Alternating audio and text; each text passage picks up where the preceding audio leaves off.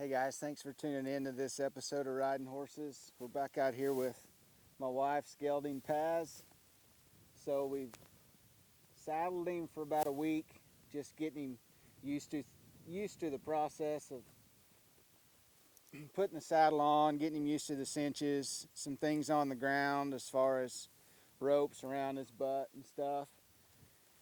And today obviously we've got him saddled. I'm gonna just move him around here a little bit. I'm not gonna give him the whole pen. I'm gonna keep him on line, and I'm just gonna use this flag to make some noise, kind of up over the top of him and close to him, and I'll rub him with it some as well. But really what I want to do today is I want to give him the chance to let me get in here close to him like this, where I'm up off the ground, where he's kind of seeing me at this level, which is what it's going to look like when I'm sitting on him, and just take advantage of being in this position off of old Flo here. Sometimes she has a harder issue with this flag than he does, so she might get to moving around here jumping from this flag herself. But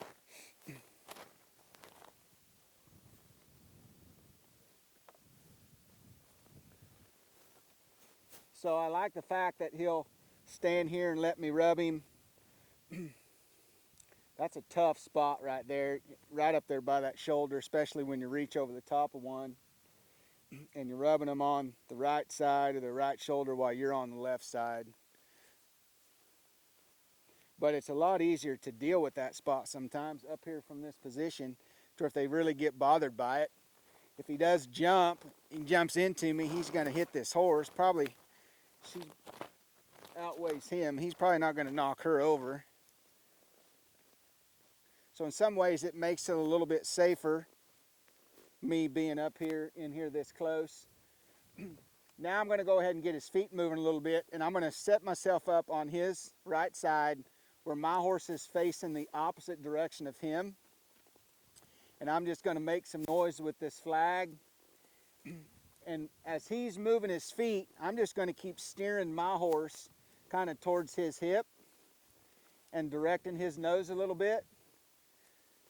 And this is going to give me a really good opportunity to get this horse to step his hindquarters over, disengage his hindquarters while I'm directing his nose here to his right. And again, it's from a level up off the ground where it's going to be more like when I'm sitting right here on him, where my hands are at and what it's going to look like for him.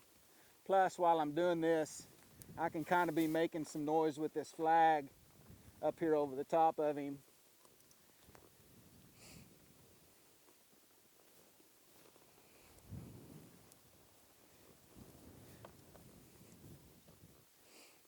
He feels really good right there. He's pretty relaxed right there. So I'm going to go ahead and bring my flag over here, and I'm going to go ahead and bring him around here now to where he's going to be, I'm going to switch sides on him, plus he's going to be heading the same direction old Flo's heading. So then I'm just going to let him walk beside me here, and while he's walking forward versus me disengaging his hip, I can get in here close to him, make some noise and movement. So right now, with me in really close enough where I can grab a hold of this saddle horn, it's really giving him a chance to look back out of that left eye and see me traveling here with him. He doesn't seem too bothered by that. But the first few days we did this, it was a little different story. So he's definitely changing his train of thought a little bit. What I'd like to be able to do on all my colts nowadays, just to make it way easier, you think about where he's at right now with this flag in my hand. So I want him to be able to walk beside me. I want him to be able to trot beside me. And I want him to be able to lope beside me while I'm making noise with this flag. And if he can do that, me on the left side, and then I switch and I do the same thing on the right side. Them horses can walk, trot, and lope and be relaxed right there next to you while you're making all kinds of noise with this flag. Riding them's pretty easy after that.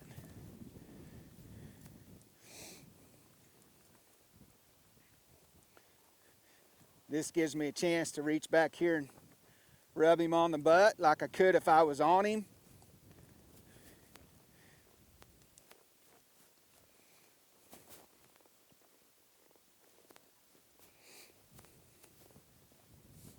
Now I'm going to go ahead and set myself up. We'll switch sides.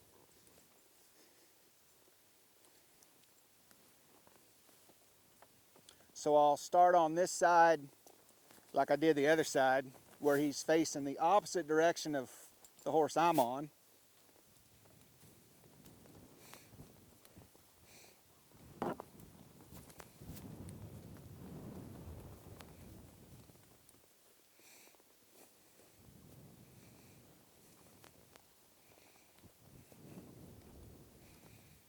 So again, I want my horse to kind of just keep stepping towards his hindquarters. I'm letting his feet move, tipping his nose, where I'm saying, I need your nose to kind of follow me. That's disengaging his hindquarters. So specifically right there, it's disengaging his right hind foot, engaging his left hind foot as he's stepping up underneath himself. But it lets me build a little hindquarter control right here. If the horse that I'm on will let me get close enough, I'll kind of get in here and take my foot and kind of rub it on his rib cage. Like right there, I'm kind of sticking my toe in his rib cage a little bit, just to kind of get him used to the idea of my feet on his sides. And then I can make use of that.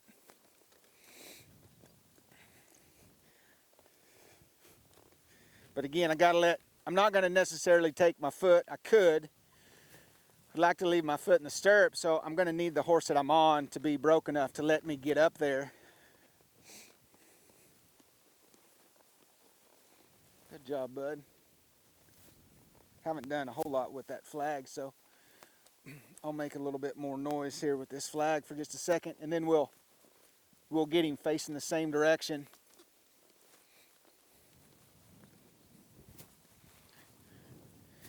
Then I'll just swap sides with my flag, and we'll get him headed this direction.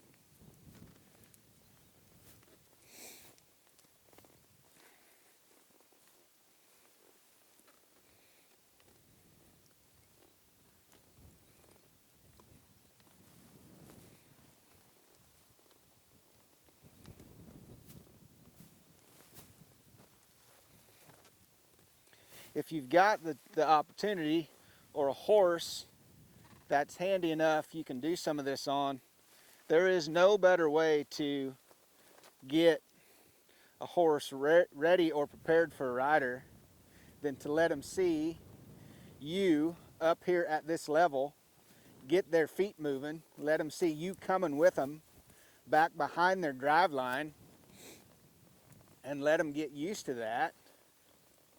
Versus just going from the ground.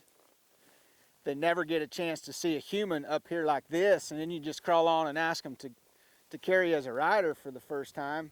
I've started a lot of horses that way, but as soon as I figured out how to incorporate my other horses into this process, I make use of this on all my horses. Just because it's as good for the horse I'm sitting on as it is for Paz. And then I can use my flag here with some rhythm back here,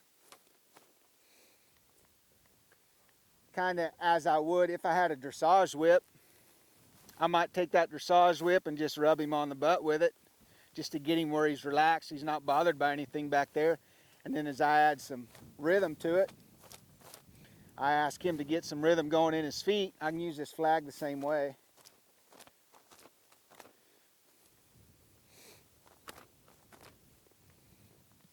So we're just showing you today how we kind of want to set this up. what it looks like just going slow here to walk. But again, we're going to get this rascal to where he's comfortable with this, trotting around, loping around. We'll have my flag up here, we'll have a rope in her hands. I'll put my chinks in my hand and we'll make some noise with those.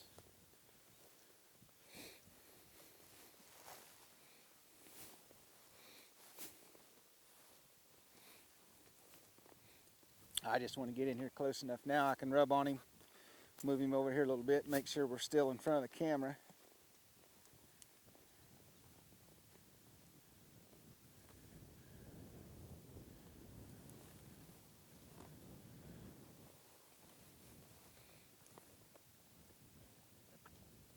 He's not used to this paint mare. She's not real fond of him. She puts up with him because I'm in the picture. If I left it up to her, she'd be biting on him all the time. So he's trying to say, dude, I see what she's saying to me, and I'm not fully convinced you're not gonna let her attack me. So he's trying to weigh out what she's saying. I'm trying to keep her under control and show him that it's not such a bad deal if we're in here close. But I got to keep all that into consideration on these young rascals.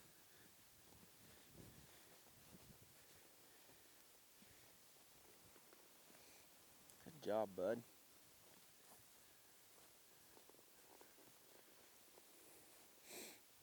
And then here I'm just gonna let him get the opportunity to me approach his head with this flag.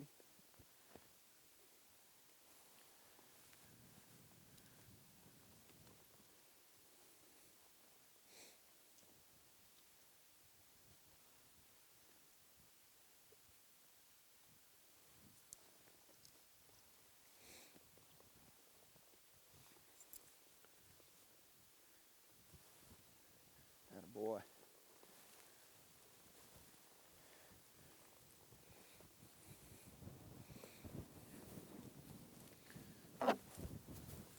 So that was my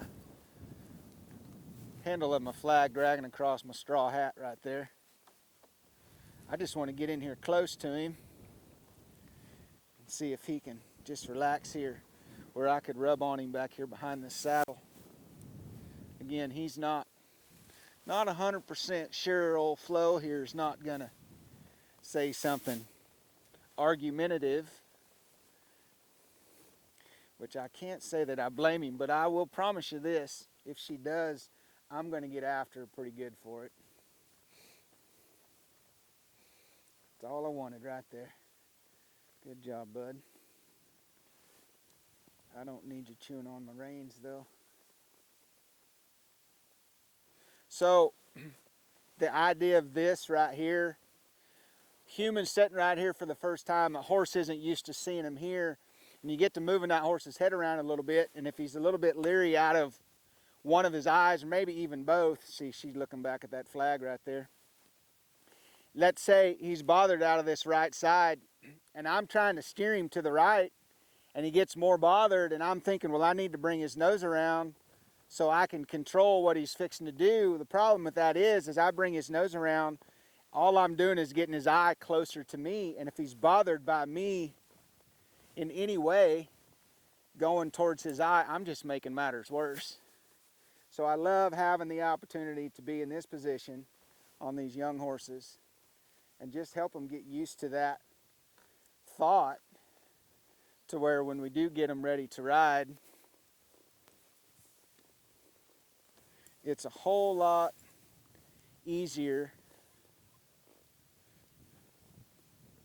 We don't always have all the time in the world. A lot of places we go, we're trying to get one saddled in an hour and a half and ride him, and then go ride the rascal through an obstacle course.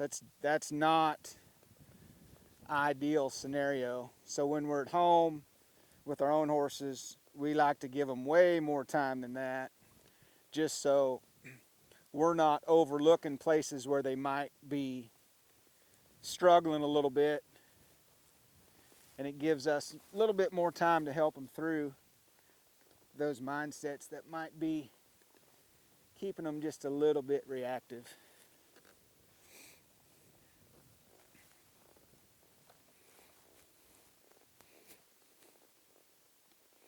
So from here we would just move to probably speeding things up. The way we've got this set up today, the camera's not mobile, so we'll save this for another day of me getting this horse to going a little faster. We'd get him where he's trotting around in here, and then we'd get him where he's loping around, and then we'd leave the round pen and go do all of that outside with the flag, with the stick in the string, with my chinks. So this will let you guys see the idea here.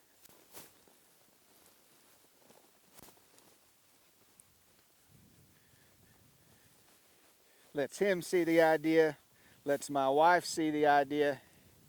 Yeah, you're gonna be quite the pet. If he's not chewing on my rein or my lead rope, and then he's chewing on his own tongue, babe. Not sure what's going on in his brain, but he's going to be quite the little character, I'm afraid. All right, well, I think we're going to call it a day for there. So thank you guys for tuning in to this episode of Riding Horses. I hope this is something that might spark a little thought in yourself as far as maybe getting your own horses started and what you could do to make it a little bit easier for them. The idea of carrying that rider for the first time. So, babe, he's doing all right. All right, we'll see you guys next time.